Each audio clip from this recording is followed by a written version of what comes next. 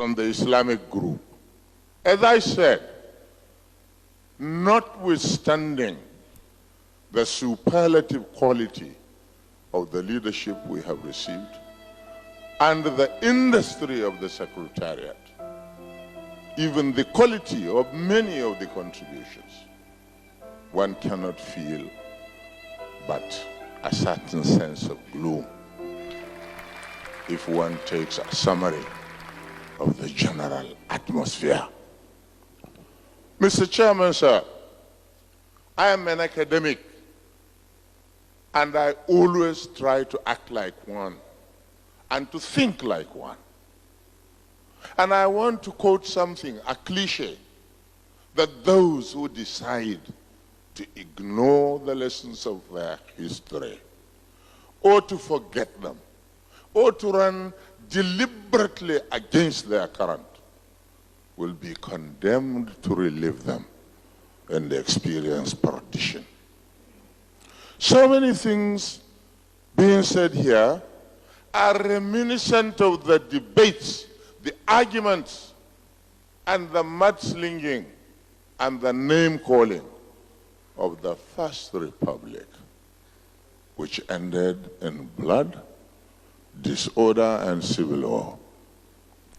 Since 1999, sir, we have experienced by March this year 96 cases of mass disorder, mass killing, mass destruction, and mass dislocation. Because, sir, since maybe even long before June 12, since the detentions, many people decided to fall back on the emotions of yesteryears. And today, these acts of violence occur, and if you examine them, you will find that the root causes are precisely the refusal to accept what we commit ourselves in words when it comes to action. We say one Nigeria in one voice, but we propose things that are an unsigned letter to dissolve the country. This is fact. If you tell me that you can build a Nigeria where 1.3 million people receive 108 billion naira a month, and 3 million people receive 832 million naira a month with twice the geographical area, I would say you are sending me a letter to dissolve my country. Since you can't dissolve nations in peace, the end is war. Who wants it? Do the Sudanese want it? Have they enjoyed their 37 years of war? Do the Somalis glorify in the destruction of their country because of war? So, distinguished ladies and gentlemen, let us sober up. Let us emulate the Southwest delegation. Yes, the troubled area of Nigeria, the Southwest delegation, which came and has adopted in succession 1, 2, 3, and now 4 different platforms in compromise with the rest of the country. Bayelsa, oil. Sir, oil was here before Methuselah.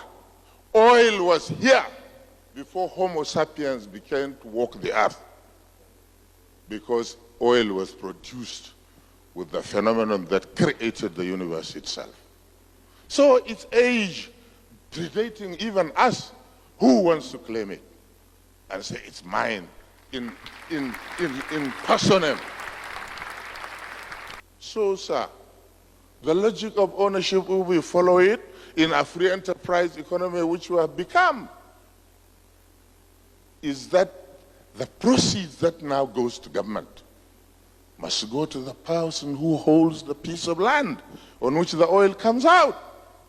If you say no, his community, or no, his local government area, or no, his state, then why not also no, the federation as a whole? I don't want to bore you, sir, with the story of how oil came to be, in fact, an actor in our Nigerian economy. I don't want to be even bothered with all this revenue allocation thinking. The thing that bothers me is that we lie to each other. We come, we commit. We say we are one Nigerians, we are patriotic, we are Menene, we are for unity, kada, kada, kada. Then we go home and what do? We sink back into the same primordial emotions that destroyed Balewa, destroyed Bello, destroyed Zik, destroyed the people, the thousands, maybe millions of people who died in Biafra. We committed ourselves at the end of the Civil War to create a nation where each Nigerian shall become the equal and the substitute of his brethren, regardless of his tribe or religion, or his area of location. That is what informs the present structure, posture, formula, and formulation that attends the present state of governance in Nigeria, including revenue allocation. The world has changed. People have dropped national boundaries everywhere. And you are sitting here as the elite, the cream, and you are talking about, I own this, you doing this, you doing this. My friends, please, get back the spirit with which this conference started. Get back the spirit of 1970. Or further back, 67. Borrow Ali from Obasanjo.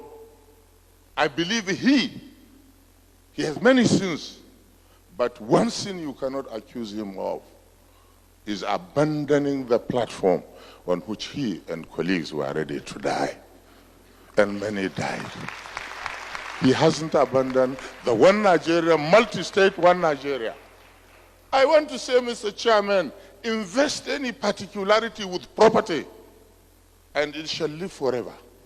And it shall be immutable, and it shall not fuse with any other like it. Because